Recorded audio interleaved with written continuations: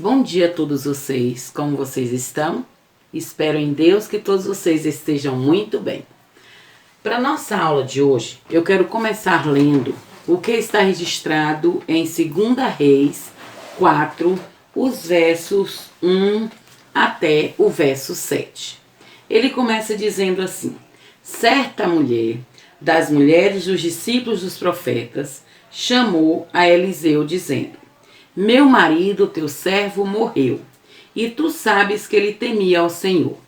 E chegando o credor para levar os meus 2 filhos para lhe serem escravos. Eliseu lhe perguntou: que te hei de fazer? Dize-me o que tens em casa. Ela respondeu: tua serva não tem nada em casa, senão uma botija de azeite. Então disse ele: vai, pede emprestado vasilhas a todos os teus vizinhos, vasilhas vazias, não poucas. Então entra e fecha a sua porta sobre ti e seus filhos, e deita o azeite em todas aquelas vasilhas. E aí partiu, pois, e fechou a porta sobre si e seus filhos. Este lhe chegava vasilhas, e elas enchia. Cheia as vasilhas, disse ela a um dos filhos: chega-me aqui mais uma vasilha. Mas ele respondeu: não há nenhuma vasilha mais. E o azeite parou. Então foi ela e fez saber o homem de Deus, e ele disse: vai, vende o azeite e paga toda a tua dívida. Tu e teus filhos viverei do resto. Então, olha só. A palavra de Deus, ela vem tratando de um assunto aqui importante. Eu quero chamar para o finalzinho desta história. No finalzinho da história, o profeta Eliseu, ele fala para aquela mulher pegar aquele azeite que ela tinha pegado e vender para então pagar os credores e viver do resto. A Bíblia, ela traz vários exemplos de comércio. Aí, nesse caso, nessa história, está o exemplo de um comércio, que seria o comércio do azeite. Aquela viúva deveria vender o azeite, pagar os seus credores e com o que sobrasse, ela ainda poderia utilizar para viver com os seus filhos. Então, nós vemos o comércio presente nesta história de Eliseu. Além dessa história de Eliseu, existem outros exemplos na Bíblia em que fala sobre comércio. Lá no Novo Testamento, também fala do comércio que havia no templo, quando Jesus foi lá no templo, e ali na porta do templo estava tendo um comércio. O comércio realizado pelos cambistas, que eles vendiam as coisas para serem oferecidas no templo. Na nossa aula de hoje, nós vamos falar sobre comércio e o consumo nas cidades. Comércio e consumo nas cidades. Comércio e consumo, nós sabemos que todas as cidades precisam ter o seu comércio para que ela se desenvolva.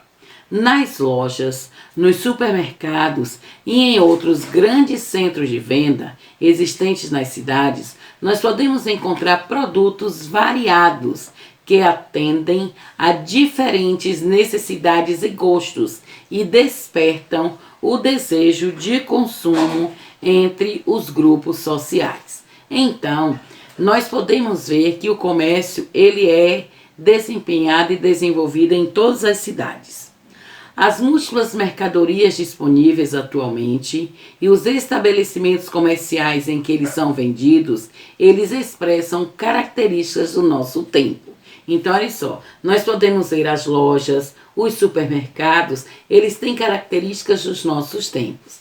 Mas, nas épocas passadas, era bem diferentes. Nas épocas passadas, eram utilizados os armazéns.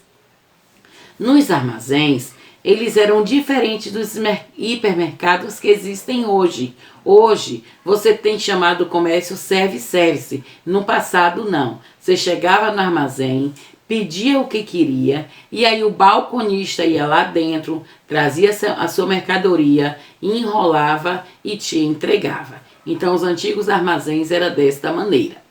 Nos bairros, ainda existem armazéns e mercados menores para atender às necessidades imediatas da população que vive próximos a ela. Entretanto, esses estabelecimentos modernos, eles passaram por transformações ao longo do tempo. E dentre essas transformações, nós podemos ver o quê? As balanças. As balanças, elas são acopladas às caixas registradoras, que antigamente não eram aquelas balanças grandes e eles tinham que fazer o peso, olhar e depois vinha para ser pago cá no caixa. Sensores que identificam o preço dos produtos por meio de códigos de barras. E também leitores de cartões de crédito e de débito, que naquela época não existia. Então, mas ainda assim, em alguns bairros, ainda existe tipos armazéns do passado, que não tem tanta modernidade que existe em nossos dias. Os super e hipermercados. Então, o nome já está falando, ó, super, hiper. Então, super e hiper quer dizer que ele é grande, ele é extenso, tem vários produtos. Devido ao aumento da procura de produtos variados, as cidades passam a contar com a presença de um número cada vez maior de super e hipermercados, nos quais é possível encontrar, além de alimentos, produtos de limpeza e outras mercadorias comuns a esses lugares, pode-se encontrar também roupas, eletrodomésticos, objetos de decoração, plantas ornamentais e muitos outros itens. Quer ver? Vamos lá no Bom Preço. O nome é o quê? Hiper Bom Preço. Um mercado grande e ele tem todos esses itens aí. Itens para casa, itens de limpeza, itens de alimento, itens de eletrodoméstico. Então tem muitos itens nesse daí. E com essa modernidade também, passou a se chamar, ter um serviço chamado self-service. Então, self-service. O surgimento dos supermercados deu origem a isso porque o próprio cliente, ele vai, se serve dos produtos que deseja e após ele adquirir os produtos, ele vem até o caixa e lá ele efetua o pagamento. E outra, tem também outros hipermercados que já cresceram tanto que a própria pessoa vai lá e faz o seu pagamento através de um caixa sensor. Ele vai passando os seus produtos um a um, o próprio cliente. No final ele vê quanto deu, insere seu cartão e digita todas as informações necessárias. Então a gente vê que com a modernidade, o comércio também ele vai se diversificando e ficando mais fácil para alguns. Veja só, quando você vai lá no McDonald's, aqui mesmo em Itabuna, já existe o self-service, que você vai lá, digita o que você quer, você mesmo põe o seu cartão, você mesmo faz o seu pagamento e só espera o produto ser chamado para receber o produto. Então isso quer dizer o quê? A modernidade do comércio. O comércio a cada dia ele vai se modernizando. Divulgar para vender. Quando você entra em um estabelecimento comercial, os produtos eles são posicionados de forma a atrair os consumidores em potencial para cada mercadoria.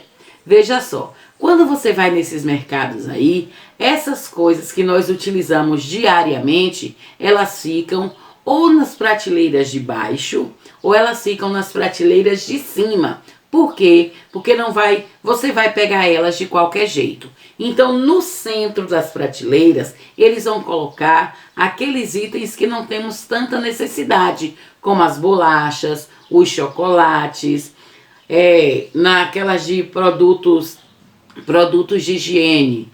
Ele vai colocar o quê? Aquelas coisas que você não tem tanta necessidade. Isso por quê? Para chamar a sua atenção e você poder comprar aqueles itens. Outra coisa também que os supermercados usam é o seguinte: eles sempre estão trocando as coisas de lugar. Por que eles estão trocando sempre as coisas de lugar?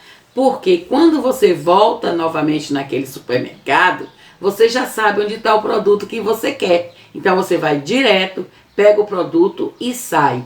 Então eles mudam por quê? Porque quando você chega no mercado, você vai procurar aquele produto. E aí você termina vendo outras coisas e termina comprando outras coisas.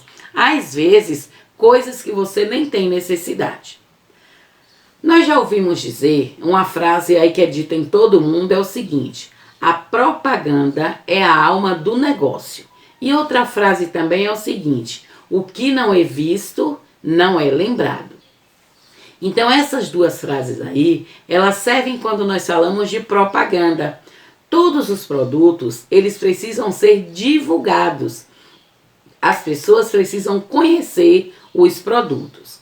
E com base nessas ideias, nessas duas ideias, os fabricantes e os comerciantes divulgam seus produtos. A propaganda, ela pode ser de diversas formas.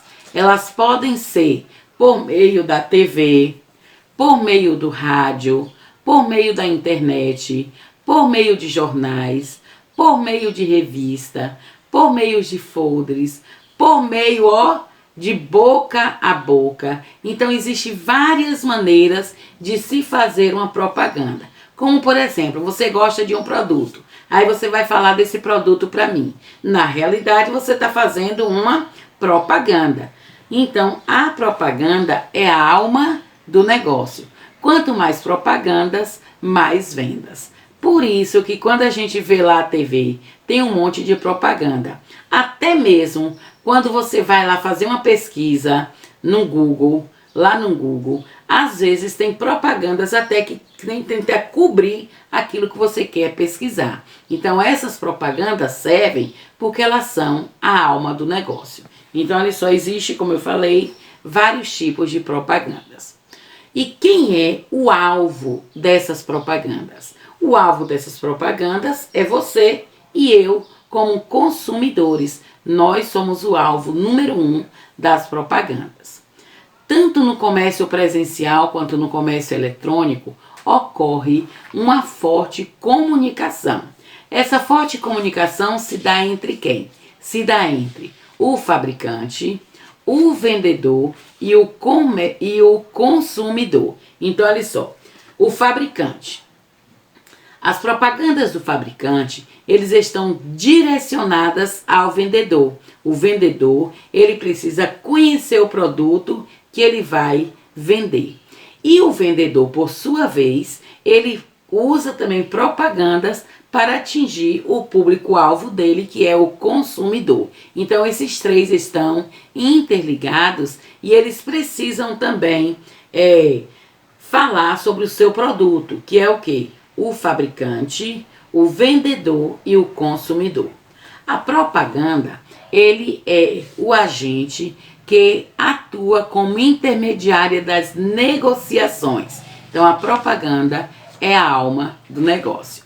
Mas muitas vezes nós temos que ter cuidado com esse tipo de propaganda, porque nem sempre o que diz a propaganda é verdade.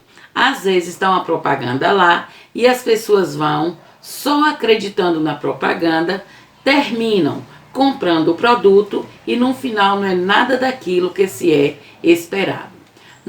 Esses dias eu vi aí uma reportagem que tinha algumas pessoas que eles estavam entrando na justiça contra um produto, que o produto era apresentado com a propaganda e no final não era nada daquilo que a propaganda estava dizendo. Então, eles estavam sendo processados por isso. Depois disso, nós podemos ver o dinheiro e a economia. Nem sempre o dinheiro foi utilizado como ele é utilizado hoje. Antigamente, as pessoas utilizavam o escambo, que era a troca de mercadorias. Um tinha uma mercadoria e trocava com o outro por outra mercadoria. Então eles usavam o escambo, que era a troca de mercadoria. Depois, algumas outras coisas, itens, eles foram usados como dinheiro. Como, por exemplo, na África e na Ásia, eles usavam o sal de rocha como dinheiro. Eles usavam o sal como dinheiro. Na China, eles já usavam pedaços de bambu. E os esquimós, eles usavam anzóis. Então, isso daí, ó, o sal, o bambu e os anzóis, eles eram trocas de mercadoria. Eles trocavam a mercadoria por isso e essas coisas valiam muito dinheiro, valiam muito. Tanto que nós já vimos nas aulas passadas que a palavra salário, ele vem da palavra sal, que antigamente o sal era utilizado como dinheiro também na América e nos outros lugares eles foram usados como dinheiro. Por isso a palavra salário, que vem da palavra sal, que significa dinheiro. Um tempo depois surgiu as moedas. Essas moedas, elas eram feitas artesanalmente e elas valiam muito dinheiro. Não sei quantos de vocês veem naquela novela que passa nas 6 horas, que passa falando sobre Dom Pedro no Brasil, eles utilizavam moedas. E essas moedas eram o que era de mais importante naquela época.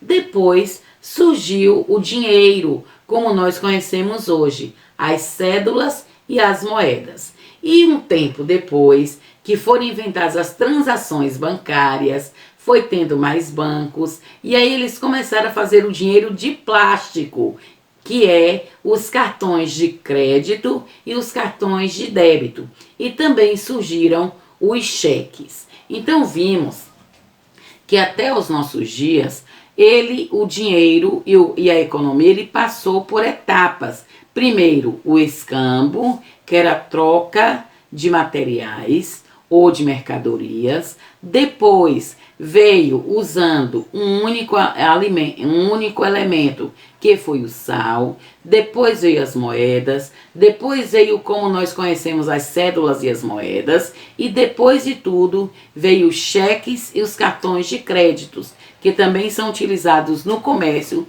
para troca de mercadorias. Aí eu venho fazer uma pergunta para você.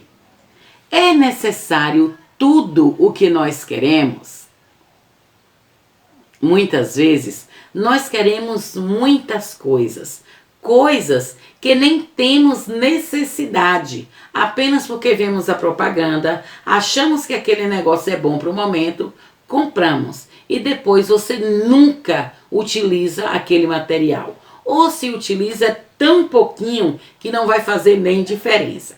Esses dias eu estava conversando com uma pessoa acerca disso e ela me disse assim, olha, eu comprei um produto que estava vendendo porque a propaganda era muito boa. Aí eu perguntei, qual produto é esse? Ela falou, é um secador de alface. Aí eu fiz, secador de alface? Como assim? Ela falou, você vai, lava as alfaces, bota dentro desse recipiente, roda ele e aí sai toda a água do alface. Então você vai fazer a sua salada, ele vai estar sequinho. Mas se eu utilizei isso foi uma vez ou duas por causa do trabalho. Então a gente tem que ter cuidado, com aquilo que a gente compra. Porque nem tudo que a gente compra nós realmente necessitamos. Veja só então, por isso que eu estou perguntando aqui, ó, é necessário tudo o que queremos? O fato de haver várias formas de pagar pelo que adquirimos não significa que podemos comprar tudo aquilo que desejamos. Veja só um exemplo. Às vezes os filhos pedem algumas coisas dos pais e os pais dizem assim, filho, eu não tenho dinheiro. Aí o filho diz assim, ó pai, compra no cartão. Aí compra pelo cartão, mas o pai depois vai ter que pagar o cartão. Então veja só, então nem sempre tudo que queremos é necessário. Antes de decidirmos pela compra de qualquer coisa, de qualquer produto, devemos considerar se realmente precisamos dele. Então, primeira coisa é considerar, realmente eu preciso disso? A primeira pergunta que eu tenho que fazer, eu preciso disso? Essa análise, ela é muito importante por alguns motivos. O primeiro motivo para isso, veja só, o dinheiro acaba. Então, se você vai comprando tudo que você vê, o dinheiro vai acabar e você, para ter mais dinheiro, você vai ter que trabalhar mais para ter dinheiro novamente. Então, a primeira coisa é o dinheiro pode acabar. A segunda coisa, todas as mercadorias, elas são originadas a partir da natureza. Tudo vem da natureza. E essa matéria-prima que é tirada lá da natureza, ela corre o risco de se esgotar. Porque existe aquelas que são renováveis, mas também existe aquela que não são renováveis. Então devemos pensar nessa segunda coisa. A natureza agradece quando você utiliza menos materiais originados dela. O terceiro ponto. Os resíduos das atividades industriais, aquilo que se faz lá na indústria, os resíduos, eles são poluentes. Se eles são poluentes, eles vão ser jogados no meio ambiente e eles vão contaminar o meio ambiente. Nós já vimos também isso numa aula de ciências, que a água pode ser contaminada, o ar pode ser contaminado e aí os poluentes vêm das indústrias. E a quarta coisa, os produtos que descartamos viram lixo. Então esses produtos que eu tenho um monte, eu tô com um celular aqui, mas saiu um celular de última geração. Eu vou comprar o de última geração e esse aqui eu não quero mais. Aí vai ficar à toa. Ele vai estragar e eu vou jogar no lixo. Então, esses materiais, eles viram lixo. E quando o lixo, ele não é descartado da maneira correta, ou ele não é bem reutilizado ou tratado, ele contribui também para a degradação ambiental. Então, nós podemos ver a necessidade de estarmos observando algumas regras antes de comprarmos tudo aquilo que nós queremos, porque nós queremos muita coisa, mas nem sempre necessitamos de tudo aquilo que nós realmente compramos. O modo mais sábio de lidar com o dinheiro é comprar apenas aquilo que realmente precisamos. E também a gente precisa destinar parte dos nossos recursos financeiros para novos investimentos e trabalhar continuamente para obter sustento diário. Então, olha só, como eu falei, a gente não pode sair gastando tudo de qualquer maneira. Nós precisamos guardar algum dinheiro para algumas necessidades atuais. Devemos também guardar dinheiro para as necessidades futuras ou também aquela que para alguma necessidade que você não sabe se você vai precisar. Então, para alguma coisa que acontecer. Veja só, algumas pessoas não tinham nenhum fundo de reserva. Gastava tudo que tinha, não tinha fundo de reserva nenhum. Aí agora em 2020, começou o quê? A pandemia do coronavírus.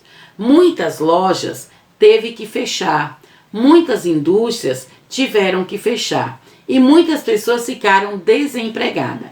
Como eles não tinham fundo de reserva, muitos deles passaram necessidade. Então, por isso que eu disse, o modo mais simples e mais sábio de lidar com o dinheiro é o quê? Você comprar aquilo que realmente precisa e guardar uma parte do que você tem para as necessidades futuras. Então, este é a maneira sábia para utilizarmos o nosso dinheiro. E como dica de leitura, eu acho que todos vocês devem ter este livro, mas já leu há algum tempo. Como vai seu bolso?